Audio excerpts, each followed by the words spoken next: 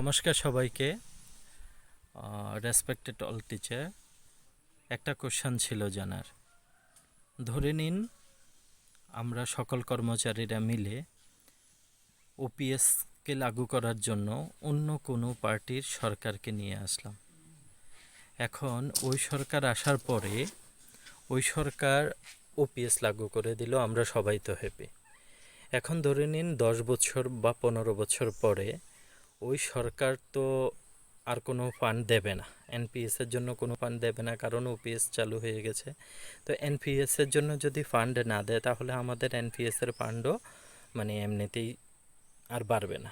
তাহলে এখন 10 বা 15 বছর পরে যদি আবার এমন কোনো সরকার আছে যে সরকার বলে যে আমাদের কাছে ওপিএসে টাকা নেই, পেনশন দেওয়ার মতো টাকা নেই, আমরা এনপিএস লাগু করে দেব, তাহলে ওই সময় এনপিএস লাগু হলে আমরা ওপিএসের সুবিধা তো পাবোই না, পাশাপাশি এনপিএসেও আমাদের ফান্ড আর 10-15 বছর ধরে জমবে না বলে আমরা এনপিএসেও অনেক কম পরিমাণে এককালীন টাকাও পাবো।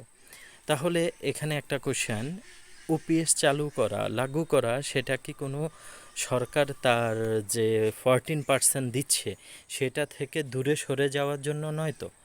ফিউচারের কথা যদি ভেবে থাকে তাহলে এটা এমনভাবে আইন আনতে হবে যাতে করে এটা আর কোনো সরকার চেঞ্জ না করতে পারে। যদি এমন হয় সরকার চেঞ্জ হয় তাহলে তো ওপিএস সিস্টেমটা আবার চেঞ্জ হয়ে যাবে, এনপিএস লাগু হবে, আর এনপিএস লাগু হলে আমাদের সেই এনপিএসও গেল, ওপিএসও গেল। এই কোশ্চেনটা কিন্তু সবার মনে আসে না, আমার মনে এসেছে, আপনারা সবার এটা সদুত্তর দেন। আমি শর্ট এটার সাথে আরেকটা ভিডিও দিয়েছি, ওই ভিডিওটা দেখার পরে আমার এই প্রশ্নটার উত্তর দিলে আমি খুব খুশি হব, এবং এটার উত্তর জানা আমার জন্য খুবই ভ্যালিড এনপিএসকে সাপোর্ট করার আগে। Thank you so much. Reserve bank of India, जैसा कि मैं आपको बता रहा था, इन्होंने कॉशन किया है, वार्निंग दी है उन राज्यों को जो ओल्ड पेंशन स्कीम की तरफ जा रहे हैं। बेसिकली आरबीआई का यह कहना है कि जो भी राज्य ओल्ड पेंशन स्कीम की तरफ जाएंगे उसकी वजह से जो बर्डन है, जो फिजिकल बर्डन है, जो फाइनेंस को लेकर दिक्कत होने वाली है राज्यों में, वो बहुत ज्यादा हो जाएगी। ऐसा नहीं करना चाहिए। तो सेंट्रल गवर्नमेंट बेसिकली यही कह रहा है कि जो न्यू पेंशन स्कीम है उसकी तरफ जाना चाहिए। ओल्ड पेंशन स्कीम जाने से जो आगे आने वाला भविष्य है वो मेजर रिस्क में आ जाएगा, काफी बड़ा खतरा हो जाएगा। And also let me tell you, RBI की वार्निंग ये तब आई है जब कई राज्य जो है ओल्ड पेंशन स्कीम की तरफ जा रहे हैं, राजस्थान, छत्तीसगढ़, झारखंड, पंजाब। तो इन राज्यों के अलावा अब हिमाचल प्रदेश ने भी कह दिया है कि वो ओल्ड पेंशन स्कीम को जो है ज्वाइन करे। तो यहाँ पर जो मेन प्रॉब्लम है वो है लाइबिलिटी का। मतलब कि सरकार ने मान लो कह तो दिया कि हम आपको ये पेंशन देंगे, लेकिन सरकार ये पैसा लाएगी कहां से? कहने का बेसिक मतलब यह है कि सरकार को एक यहां पर इकट्ठा करना चाहिए ना पैसा। आप ये नहीं कह सकते कि यहां पर पैसा हम देंगे फ्यूचर में। अब फ्यूचर में क्या होगा क्या नहीं होगा किसी को नहीं पता। अब यहां पर ये पैसा सरकार ने प्रॉमिस कर दिया तो ये पैसा मिलना चाहिए, लेकिन ये पैसा अलग से कहीं पर रखा हुआ नहीं है। सबसे बड़ी प्रॉब्लम ओल्ड पेंशन स्कीम के साथ ये था कि कोई एक अलग से कॉर्पस नहीं बना हुआ है इसका। और हर बार क्या होता था, सरकार जो भी स्टेट में बजट लेकर आती थी उसी बजट में से अलग, हर बार बजट में से अलग से पेंशन के लिए अनाउंसमेंट करना पड़ता था।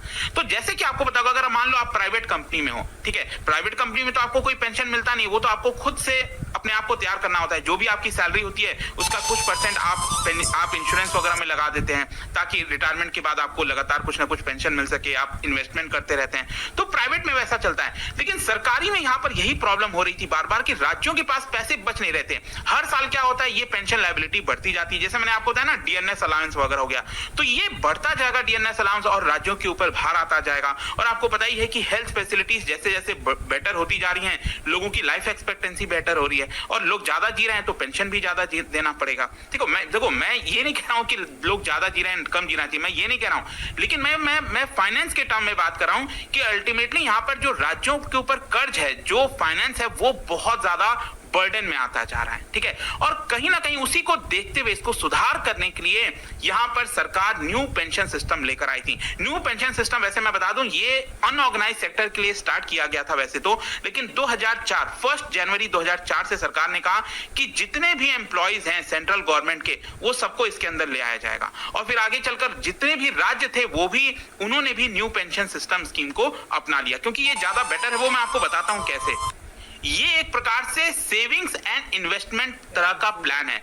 मतलब कि जो भी आपको सरकार सैलरी देती है उसमें से कुछ परसेंट हिस्सा सरकार सैलरी में से कट कर देती है और उतना ही हिस्सा सरकार अपनी तरफ से भी ऐड करती है, और वो जो पैसा है वो फिर फर्दर इन्वेस्ट किया जाता है, और जो भी इन्वेस्टमेंट से रिटर्न आता है उस हिसाब से आपको पेंशन मिलता है। जैसे कि न्यू पेंशन स्कीम में बेसिकली ये है कि आपका जो भी बेसिक सैलरी है, डियरनेस अलाउंस है, उसका 10% हिस्सा सरकार कट करके आपको देगी। आ रहा है समझ में? पहले क्या होता था, पहले आपको कोई भी पैसा कट नहीं होता था। यहां पर जो भी आपकी सैलरी है उसका 10% हिस्सा सरकार कट कर देगी और उतना ही हिस्सा सरकार मैच कर देगी। मान लो आपका 5,000 रुपए सरकार ने कट कर दिया और ये पेंशन की तरफ चला गया, और फिर सरकार भी अपनी तरफ से यहां पर 5,000 ऐड करेगी, मतलब टोटल कितना हो गया 10,000, और ये 10,000 क्या किया जाएगा, फिर सरकार इसको इन्वेस्ट करेगी। अब देखो, ये पहले सरकार ने कहा था कि उतना ही हिस्सा हम यहां पर कंट्रीब्यूट कर लेंगे, लेकिन सरकार यहां पर ये कही कि चलो हम अपनी तरफ से और ज्यादा हिस्सा कंट्रीब्यूट कर रहे हैं। 2019 में सरकार ने कहा कि आपके सैलरी का 10% ही कट होगा, लेकिन हम आपके सैलरी का 14% कंट्रीब्यूट करेंगे, और ये सारा जो पैसा बनेगा अल्टीमेटली आप खुद चूज कर सकते हो कि वो पैसा कहां पर इन्वेस्ट किया जाए। क्या आप चाहते हो कि पब्लिक सेक्टर बैंकों में इन्वेस्ट किया जाए या प्राइवेट कंपनीज में इन्वेस्ट किया जाए? अगर आप हाई रिस्क टेकर हो, अगर आप रिस्क ज्यादा लेना चाहते हो, तो आप रिस्की वाले शेयर्स में इन्वेस्ट कर सकते हो, इक्विटी में इन्वेस्ट कर सकते हो, डेट में इन्वेस्ट कर सकते हो, राइट? उससे क्या होगा, आपको फ्यूचर में पेंशन में ज्यादा रिटर्न आएगा। अगर आप सेफ साइड खेलना चाहते हो तो आप लो रिस्क में जा सकते हो, लेकिन उसमें पेंशन भी थोड़ा सा कम हो सकता है। तो आपके ऊपर चॉइस दे दी गई, आपको यहां पर बोल दिया गया कि आपके ऊपर डिपेंड करता है कि आप क्या करना चाहते हैं। और ये जो भी कुछ है ये सब कुछ रेगुलेट किया जाएगा by pension fund regulatory and development authority. And let me tell you, दिसंबर 2022 तक 59.7 लाख स्टेट गवर्नमेंट एम्प्लॉयज इसका पार्ट थे, एंड 4 लाख करोड़ का एसेट इसके अंदर था। मतलब इतना सारा जो पैसा आ रहा था वो इसके अंदर इन्वेस्ट किया जाता था, और अल्टीमेटली जब आप रिटायर होंगे तो आपको उसी में से पैसा जो है वो मिलेगा। अब डिपेंड करता है कि यहां पर इन्वेस्टमेंट से कितना रिटर्न आया, क्या चीजें हुई। तो सिंपली अगर आप ये देखिए कि ओल्ड पेंशन स्कीम में क्या था, ओल्ड पेंशन स्कीम में अश्योर्ड रिटर्न था, मतलब रिटायरमेंट के बाद सरकार ने कह दिया आपका बेसिक सैलरी का 50%, तो वो वही आपको मिलेगा, और वो अच्छा खासा होता था। लेकिन जो न्यू पेंशन स्कीम आया है, यहां पर आपको एग्जैक्ट गारंटी नहीं है, आपको पता नहीं है फ्यूचर में आपको कितना रिटर्न आएगा। अब मार्केट के सिचुएशन के ऊपर डिपेंड करता है, रिटर्न के ऊपर डिपेंड करता है। तो अब क्या है ना कि हमारे देश में जो पॉलिटिक्स है वो क्या है कि आपको अगर बोला जाए कि हम आपको गारंटीड इतना रिटर्न देंगे, आपको उसी की तरफ अट्रैक्ट होके, और एक्चुअली हमारे देश में यही हुआ कि जहां जहां पर आप देखिए, मतलब बीजेपी के अलावा जहां जहां पर, मैं कोई पॉलिटिक्स में कोई किसी को फेवर नहीं कर रहा हूं, लेकिन जो यथास्थिति है, जो सिचुएशन है, वही मैं बेसिकली आपको बता रहा हूं। तो जहां जहां पर कांग्रेस सरकार, जैसे हिमाचल प्रदेश में चुनाव हुआ, वहां पर बीजेपी की सरकार थी, तो उस समय न्यू पेंशन स्कीम चल रहा था, राइट? तो यहां पर कांग्रेस और आम आदमी पार्टी, ठीक है, दोनों ने अनाउंस कर दिया कि अगर आप हमें वोट देते हो तो हम ओल्ड पेंशन स्कीम की तरफ चले जाएंगे। तो जो लोग रिटायर हो रहे थे, जो लोग काम कर रहे थे, उनको लगा कि हाँ ये तो अच्छी बात है, हमें ओल्ड पेंशन स्कीम चाहिए, और इसीलिए यहाँ पर यही प्रॉब्लम हो रही है कि ये पॉलिटिक्स एक प्रकार का बन गया है। तो हिमाचल प्रदेश में भी इलेक्शन कैंपेन के दौरान ऐसा बोला गया, और इसीलिए अब हिमाचल प्रदेश भी ओल्ड पेंशन स्कीम की तरफ जा रहा है। लेकिन जैसा कि मैंने आपको बताया था कि ये सस्टेनेबल नहीं है, ओल्ड पेंशन स्कीम में पता ही नहीं है कि कोई पैसा अलग से रखा जा रहा है, नहीं रखा जा रहा है, और यहीं पर आरबीआई ने वार्निंग दिया है। आरबीआई ने साफ साफ कहा है कि जब स्टेट्स ओल्ड पेंशन स्कीम की तरफ जा रहे हैं तो उनका जो फिजिकल पोजीशन है वो बहुत कमजोर होता जा रहा है, क्योंकि अल्टीमेटली क्या कर रहे हो आप अपनी लाइबिलिटी जो है वो फ्यूचर में शिफ्ट करते जा रहे हैं। देखो, अभी मैंने आपको बोला था न्यू पेंशन स्कीम में क्या था, न्यू पेंशन स्कीम में सरकार भी कंट्रीब्यूट कर रही थी, आपका जो हिस्सा कट हो रहा था उसमें से सरकार भी कंट्रीब्यूट कर रही थी। लेकिन ओल्ड पेंशन स्कीम में सरकार को क्या अभी कंट्रीब्यूट करना है? नहीं करना है, वो तो फ्यूचर में उन्होंने शिफ्ट कर दिया। तो यहां पर शॉर्ट टर्म में अगर आप देखा जाए तो राज्यों को बेनिफिट हो रहा है, राज्य खुश हैं इसको लेकर, लेकिन लॉन्ग टर्म में जैसा कि मैंने बताया ये सही नहीं है, और इसीलिए आरबीआई ने क्लियर कट वार्निंग दे दिया कि ऐसा नहीं करना चाहिए। क्योंकि आप समझिए अल्टीमेटली होगा क्या इसकी वजह से कि राज्यों के पास कम पैसे बचेंगे। जब बहुत सारा पैसा सिर्फ पेंशन की तरफ जाएगा तो राज्यों के पास बचेगा क्या?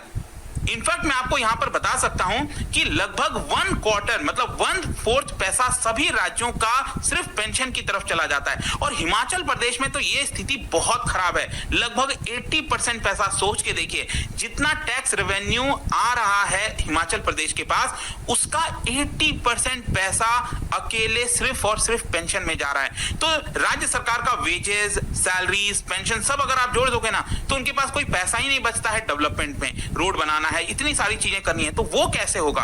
तो कहीं ना कहीं ये जो न्यू पेंशन सिस्टम आया था वो काफी बेटर था, ऐसा आरबीआई का मानना है। और आई होप कि आपको भी सारी चीजें लगभग अच्छे से लॉजिकल वे में समझ में आ गई होंगी। आपका क्या सोचना है इसको लेकर आप बता सकते हो।